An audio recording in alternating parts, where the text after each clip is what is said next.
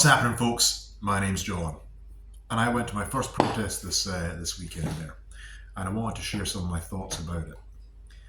I had a lot of messages and received a lot of comments, and I want to clear a few things up and just put my position out there firmly and unequivocally, so that it can't be manipulated in any way, and also, well, this is really the same thing, so people can't make assumptions as to what I or one of the groups thinks. So there was a anti-illegal immigrant protest in Perth at the Radison Blue Hotel, and there's been protests all across the country. There's been some very dangerous and illegal activity happening and perpetrated by some of the members of these hotels, and some really disgusting stuff, quite frankly. Look at Canary Wharf. But in Perth, there's certainly been unsavoury behaviour. There are certainly large groups of fighting age men at the hotel. I certainly know many women who have had extremely negative experiences with the gentlemen that live in said hotel. And I went to this protest this past weekend, first one, to be able to see with my own eyes and hear with my own ears what was happening. And I suspected that the mainstream media would cover it in a certain way, i.e. framing the anti-illegal immigrant faction, group, whatever you want to call it, as racists, which is not the case at all. Not the case at all.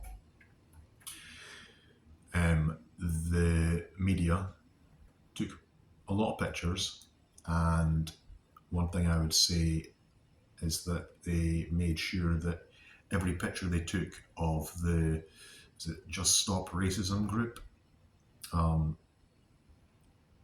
every picture they took of them was a tightly focused picture that made their side seem like it was extremely densely populated.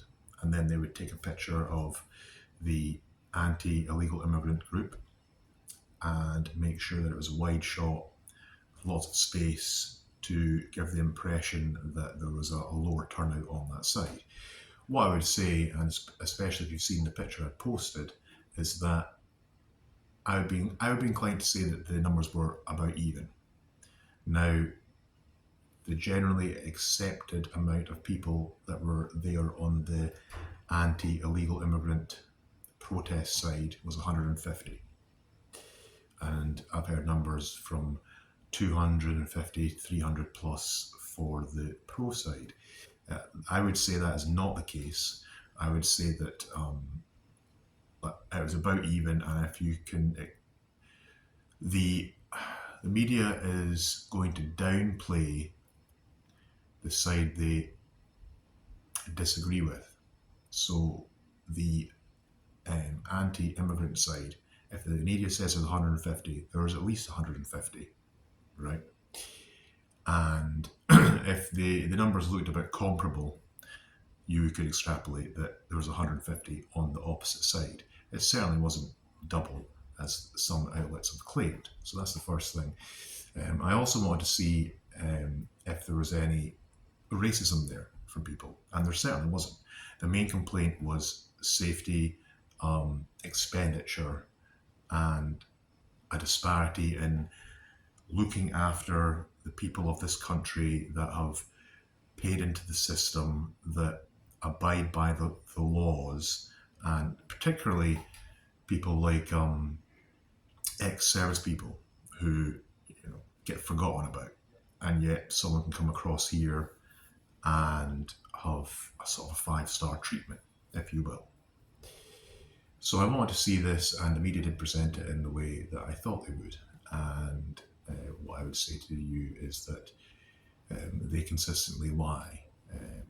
Horizon scandal, an example. Philip Schofield, or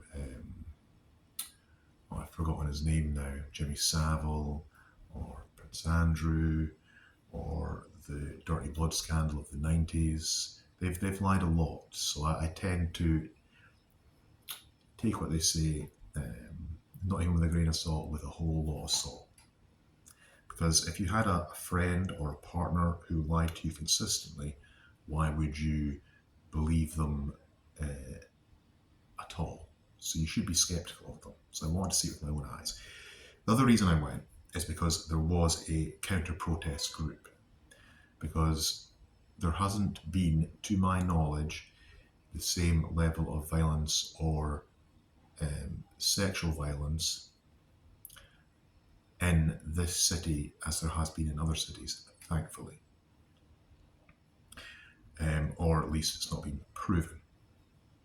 So what I want to say is that for me it was important that there was another group there, and I thought it was quite well organised in terms of you had the anti and the pro group here, and if you imagine that I am indeed the hotel and they're facing each other, as opposed to just one group facing off against the hotel and demonstrating towards it. And where I think that that is reasonable in some places, I don't think that it would be necessary here. The reason that I like the idea of there being a pro group present, but I do want to say that the pro group was heavily bussed in. That was not local people. They were not Perthites. I circled back around after the police asked our group to leave first to watch what was happening, and they were loading, with the help of the police, which they should be impartial, but they were not, loading their uniform placards paid for by, don't know, those things aren't cheap. They were loading them into vans, and then walking around the corner and disappearing to their home city. So my issue with them is that they are not local, and for a councillor like Pete Wishart to take the side of people that are not local, and if we can assume, or if we accept that there was 150 on both sides, and I saw approximately 3 people that I recognised from this city, and I've lived here all my life, that would mean that Pete Wishart is not representing this city or the constituents of it. I think it's very poor form for a councillor to be calling people racists. I also think that it's very poor form for a councillor to turn up, flaunt the fact that he had turned up all over social media when he was only there for 10 or 15 minutes. I was late, so I never saw him. And then I was there for like an hour and a half, hour 45 afterwards. So he was not present at this time. So not only is he not representing the people, the constituency, his constituents, he is a glory hound and a virtue signaller, and also not putting his money where his mouth is, because he makes a lot of money doing what he does, paid for by us. I don't think that he or anyone that was bussed in has housed an illegal immigrant or an asylum seeker, if that is your preferred term. I suppose that you can argue they are both. So I would say that Pete Wishart is full of it, and I'd be happy to discuss it with him in person, perhaps even publicly. Now, what I will say is that going forward, and I am not, this is not me trying to hijack said event or make it about me or whatever. And I've never arranged any events before or protests, so maybe I don't know what I'm talking about. But what I would say is that our focus, and there's a very smart woman that I know that has mentioned this several times, our focus of where the protest should be is in the wrong place. It should not be at the hotel. For a few reasons. Logistically, it's out of town, so less people are going to see it and know about it. And you want to be able to meet people and engage with them and explain your position and have a dialogue, and that is very important. Dialogue is important. It's not us versus them. At the end of the day, most people, right, left, or whatever, are concerned with the same issues, and it's just about the execution as to how we deal with it. So I would suggest to organisers that the next protest should be at Holyrood. And you might say to me, well, John, that's logistically that's a bit of a pain, and we're talking about local issues and so on and so forth. And I would say, yes, I also agree with that. So why would we not protest outside a council building? Now, two main council buildings. One is near Mill Street and would block traffic, cause a real hassle. And let's be honest, you might feel strongly about an issue, but blocking traffic and making the city more congested than it already is, it annoys people. So you're not going to get them to listen to you, right? If you go to the bottom of the high street, the council building there, you're still blocking traffic, okay? So what I would suggest, since the councillors are so enamoured with Perth Museum, I would suggest that a counter-protest to the status of Sanctuary City should be organised outside of the museum. I'm not sure what street this is called, but the area where you have the exit, one of the exits to the city centre. That is a pedestrianised area which will affect the least amount of drivers, which also makes it very safe to cordon off. You're in the city centre, which means that there'll be passers-by that can be engaged with. Also, I think that by being in the city centre and outside that building and doing, of course, we're going to have to do it at a weekend, of course, because people are busy with jobs, etc. So if it is to happen on a Saturday, there'll be no one at the council building anyway, but they do love that museum. And I think it would also be important to demonstrate that citizens of Perth are unhappy with the way the city centre is being run.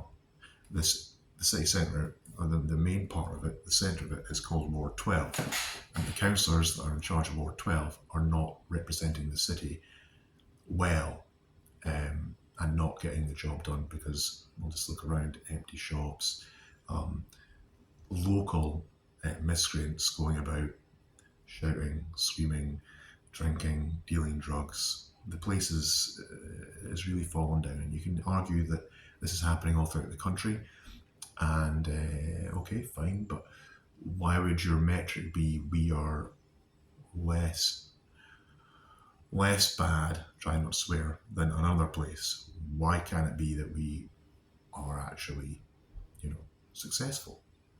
So I think that would be an important area to look at. My suggestion would be that the attendees would, it's also easier for the police to manage, of course. My suggestion would be that the attendees should then frequent the local cafes, buy a coffee, buy a tea, buy a sandwich, stimulate the economy, and almost have a block party aspect. Less so blasting music and shouting and whistles and megaphones, and more almost like a silent protest. I would also suggest, and even though I very rarely wear anything with sleeves and I'm very lazy to get dressed up, that we should all dress up a little bit. Give the issue the respect that it deserves, have a bit more of a professional feel to it, and conduct ourselves accordingly so we cannot be labelled thugs. I know this is going all over the place.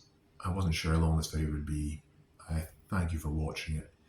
Part of the reason that I think it's important that we don't go to hotels and demonstrate there is because, and if we just were to say that 75% of the hotel was fighting age young men without families who may or may not be brought in to help out with criminal activity, the 25% could well be women and children. When I was at the protest, there were some kids there, and one kid in particular had the ear mufflers on, and it was very loud. And I thought, and a friend of mine, another smart lady, said to me, "Well, what about, the women and kids in that place? How intimidating would that be for them to hear all this outside? Maybe they don't even speak English that well, but all they know is that there's all these people outside who are angry with them when it shouldn't be them. It shouldn't be them that receive our anger or disappointment in the system, because the people in charge are sowing division. It should be directed towards the councillors and further up the chain, because the councillors are the first line of defence for MSPs and so on and so forth, right? Not because I particularly think the councillors are bad people. I don't, and certainly don't endorse anyone being harassed in any way. But can you imagine that there's some woman in there with a kid, and the kid's upset, and the noise for hours? That would be so scary. And I personally don't want to be a part of that. Okay? So that's why I think the way that we protest things we dislike should change. And there needs to be a real level, and we need to take bigger steps, even more so, because already it's quite well organised, and politely so, and not aggressive and not racist. But that would be it would be loud and scary for people looking out the window. Can you imagine that turned up outside your house? So I suggest that we go to an area that does not disrupt the city too much, which means that it's good fiscally or financially, and it's easy to manage, and air our grievances. As I said, an example would be outside the museum. Stimulate our local economy, conduct ourselves correctly with decorum, and work. Even though I would say the police were against us, work with them even more so. More, instead of using a stick, we use honey. So that's my position on it, and I hope that going forward we can accept that these are, everyone can accept that we are all just people. There are rules and financial realities of these things, and social realities that need to be addressed. But let's do things in an even classier fashion. And if for no other reason, it means that there's less ammunition to call us far-right thugs, when really all we are is concerned citizens, concerned parents, concerned sons, Hopefully this comes across the way I intend it to, and I'm really sorry that it's so long.